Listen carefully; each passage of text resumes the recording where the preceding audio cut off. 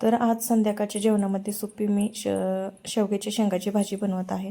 तर इथे मी मीठ टाकून कढईमध्ये शेंगा उकडायला टाकलेल्या होत्या।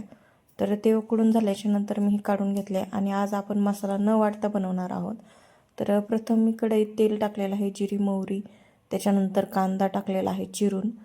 तर आज भाजून न टाकता चिरून टाकलेला आहे आणि असाच आपल्याला थोडासा लालसर होईपर्यंत भाजून घ्यायचा आहे। त्याच्यानंतर आलं लसूण आणि खोबरं पेस्ट मी बनवलेली आहे, ती पण मी ह्याच्यामध्ये टाकून घेणार आहे आणि जे आपण उकडलेले शेंगाचं पाणी आहे ते ह्याच्या रश्श्यात ओतायचं।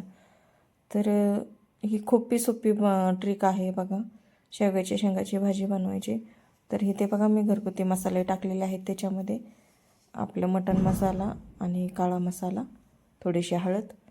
तर ही आपली भाजी तयार आहे। तर अशा सोप्या रेसिपीसाठी नक्की आपल्या चॅनलला सबस्क्राईब,